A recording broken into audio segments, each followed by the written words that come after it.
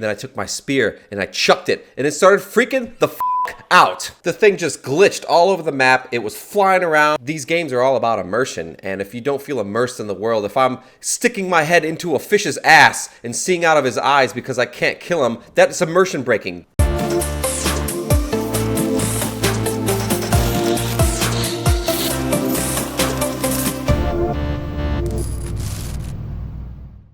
What's going on, guys? Brawless here, and I'm here to give you my review and opinion, because reviews are just opinions, guys.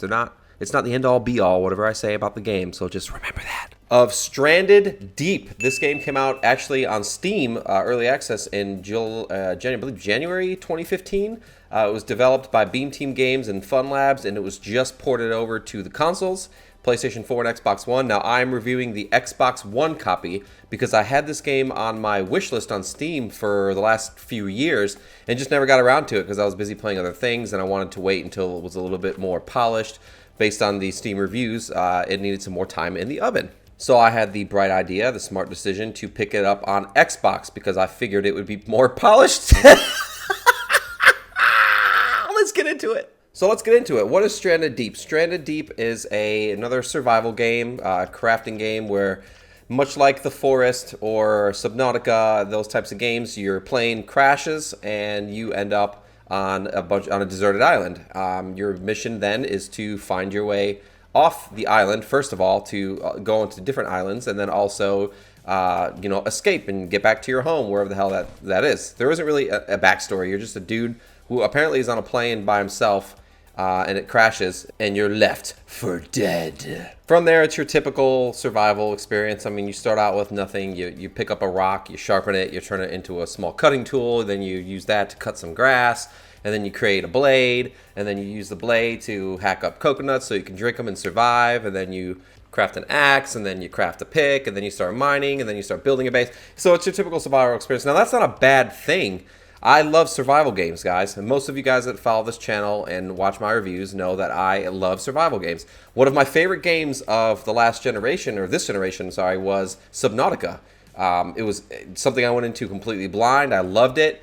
I'm currently balls deep in Green Hell. I played Ark to death. I love them. So the question really is, how would I compare this to something like Subnautica or something like Green Hell or The Forest? Guys, it's hard to say. I'm putting my hands up on my face right now. You know what? I'm going to have a sip of coffee before I get into this.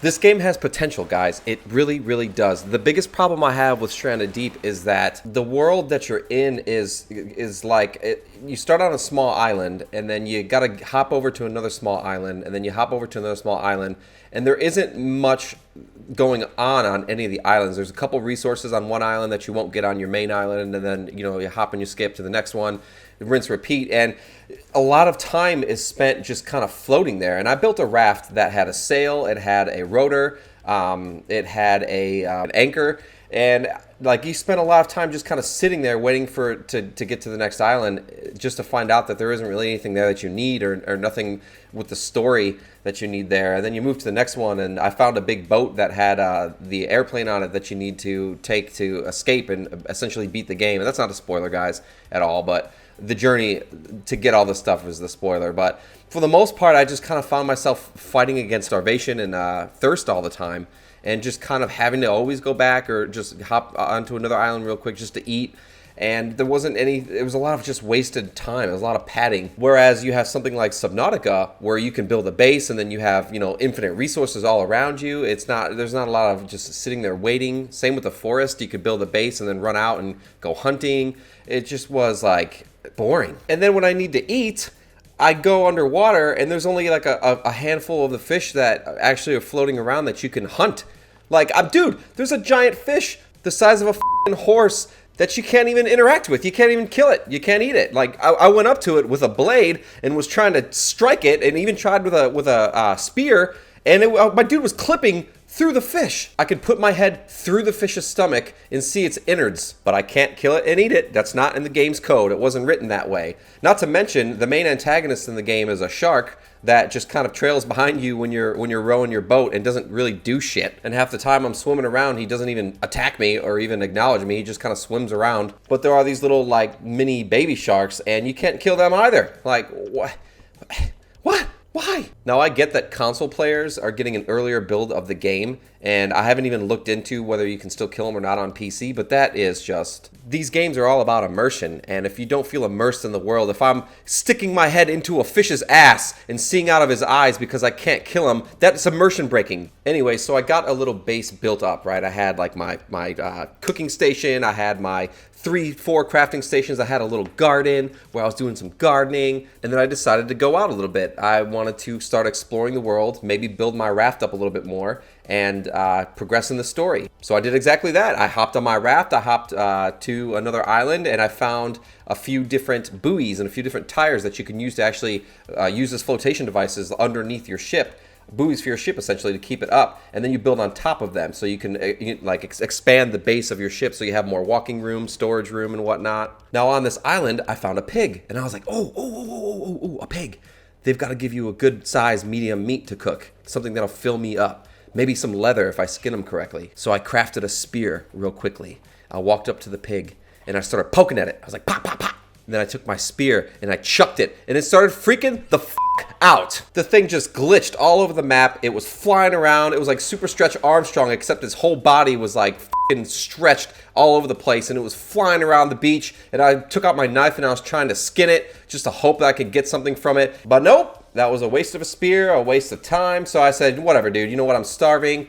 I'm going to get back to my island. I got enough shit. I built up my ship good enough. I spent about a good hour, maybe hour and a half on that island and another island, just kind of building up my ship. So I said, dude, my guy's about to die. I need to go back. So I started heading back in my brand new 2020 big old ship. Now, while I'm on the ocean, my inventory is a little bit full. So I'm like, let me put some of these chests down on the ship so I have a little bit more inventory space, and then I can just use the chest as storage. So when I go pillage other islands, I can just put the stuff in the storage chest and keep looting. So I turn around, open my inventory, and I put down one of the crates that I had in my inventory that could hold 3 items. And my fucking guy goes flying off the side of the fucking ship, and that's it. The hour and a half I spent building up that ship, it's gone. I watched the ship sail into the sunset, into the distance without me. It was gone. It's gone. All my progress. Everything that I had. I put 3 crates down on that ship that were full of shit, and I lost every single one. I spent hours building up that boat, guys, figuring out how it's done, finding the materials around different islands to build that ship up. And because the game decided to throw my ass off the side of the fucking ship because of a glitch, I lost it. It's gone. Gone. And guess what, guys? In order to reload that game, in order to get my boat back, I gotta reload a previous save. And guess what, guys? In order to save your game in this game, you gotta put down a fucking tent or some kind of sleeping bag or something like that in order to reload the save. What year is it? It's 2020. Why are we still doing that? That's like Kingdom Come Deliverance, one of my favorite RPGs of all time. They even learned. They had a save feature where you had to go into your house and you had to sleep in the bed, or you had to use the schnapps or whatever it was called, little potion thing. You had to drink it in order to save the game on the spot. But then they eventually have a save to quit feature. They added that in there, so you could just save the game and then reload where you were from once you re-enter the game, and then that save deletes and you can just rinse repeat. But this game, no, guys, no. It was dinner time. I was hungry. I lost an hour and a half of progress. When I reloaded the previous save, I had my ship back, but I had lost all the loot and all the progress I had built on my ship because I didn't go all the fuck way back to my island to save the game. And that was it. That was it for me. That's when I said, you know what? This game's not ready yet. That's it. I'm done. And I pushed the little guide button on my Xbox controller and I quit out the fucking game, guys. And guess what? I booted up and started a new game in Subnautica again because I needed to wash my palate clean of that shit that was infesting my Xbox hard drive. Now maybe I'm being a little too upset. Maybe. This just happened, guys. So I'm still feeling the pain. But I was having a good time. Like the typical standard survival stuff is appealing to me. I like it. I like building stuff. I like creating stuff. I like learning how to survive. I like kind of the stress of like, oh shit, I gotta eat, I gotta drink, but also I gotta get out of the sunlight because I'm getting stricken by UV rays and whatnot. Like I like that kind of stuff. But when something like that happens and you lose that much progress, And that's just not the only glitch that's happened. There's been plenty of other glitches that have happened, but shit like that is just like, no, for $20, I can't recommend it. I just can't.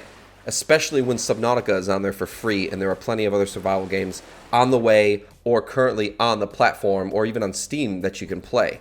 So maybe this game is better on PC, guys. This is just my take on the Xbox version. I don't recommend you buy it right now for $20. I think it needs a lot more updates and a lot more time in the oven. But for right now, guys, I recommend sticking with Subnautica. Thank you guys for listening. If you guys have any experience with this game, if you guys have it on PC and you want to let me know how much different my experience would be on PC, let me know and maybe I'll pick up a copy of that. But anyways, in a world full of shitty video games and shady companies, I'm just here to educate and inform. So thank you for talking games with me, and have a nice night.